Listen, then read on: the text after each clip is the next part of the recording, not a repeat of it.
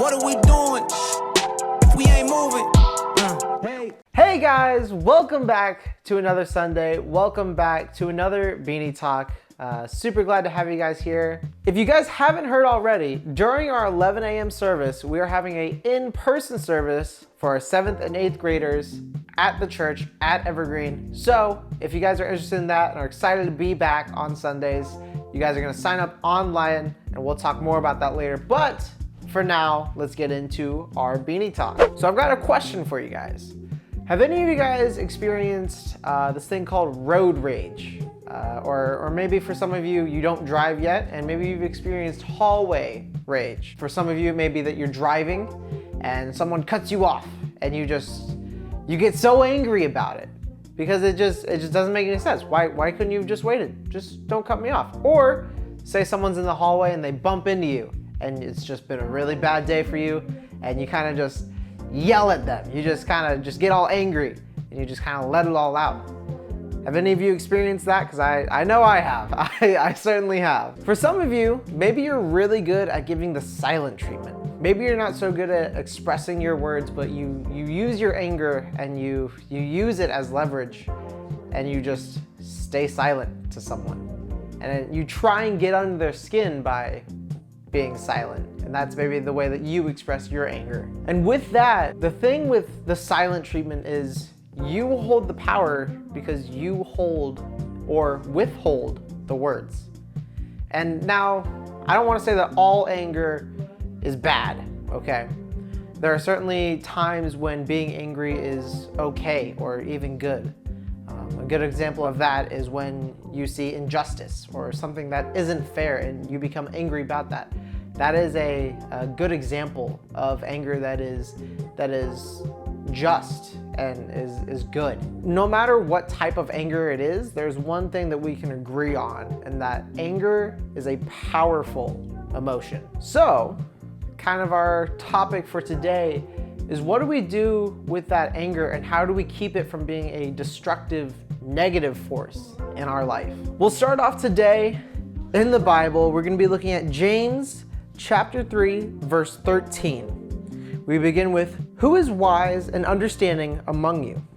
So basically right there, we're talking about if you're wise, you understand that everything in life has consequences and they're connected and you learn from your experiences. We then continue on in the same verse, let them show it by their good life, by deeds done and the humility that comes from wisdom. And James right there, it's an important part. James is saying that wise people are people that are humble. And we continue in James chapter 13, verse 14. But if you harbor bitter envy and selfish ambition in your hearts, do not boast about it or deny the truth. What he's saying there is sometimes we get compliments, right?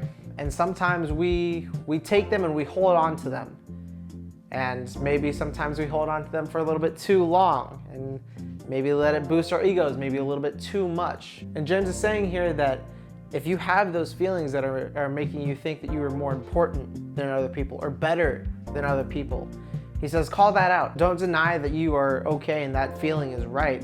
He's saying continue to be humble. And as we go back again into the word, in James chapter 3, verse 16, for where you have envy and selfish ambition, there you find disorder and every evil practice. So when we let our egos get too big or we have too much pride, that can turn into arrogance.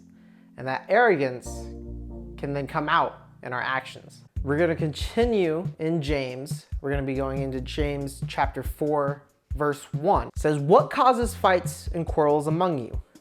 Don't they come from your desires that battle within you? As long as we think that the problem is someone else, whether it's their character, a mistake they're made, or just them in general, we're never going to get down to the problem that is the anger within ourselves. If we want to get to the root of that frustration, of that anger, we have to take a step back. We have to be wise about the situation that we're in. And we have to look at it from multiple points of view. We have to look at it from our point of view, and we also have to look at it from the other person's point of view.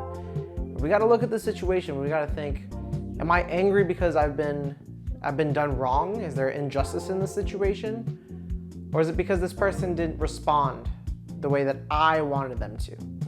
Do they not do things the way that I would have done them? More often than not, when we're angry, it's because we didn't get what we want. There's no justice in that we have to solve or have to, correct.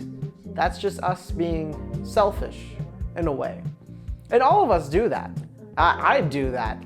And I know many of your leaders can also probably say that they have done that in their lives as well. And so it's a thing that we all have to deal with, but it's a thing that we can do better about solving that issue, getting past that, not responding with anger. So I challenge you to do this.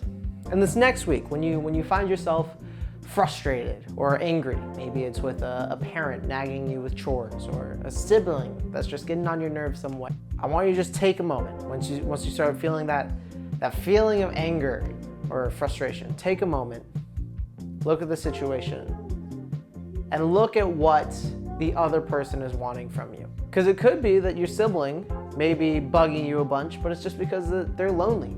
They want to have someone to hang out with, and that would be you. Or maybe it's because maybe your parents have asked you several times to do your chores, and you may keep forgetting, and so they have to be a little bit harsher about it. Now, this is no solution to anger or frustration. We get to choose what we do with our anger. The question that we have to ask ourselves is, do we control our anger, or does our anger control us? The only way to beat that feeling of anger, according to James, is with humility. Again, jumping back into the Bible, Philippians chapter 2, verses 6 through 7. It says, "Who, being in very nature God, did not consider equality with God something to be used to his own advantage. Rather, he made himself nothing by taking the very nature of a servant, being made in human likeness." And then continuing on in Philippians chapter 2, verses 1 through 2.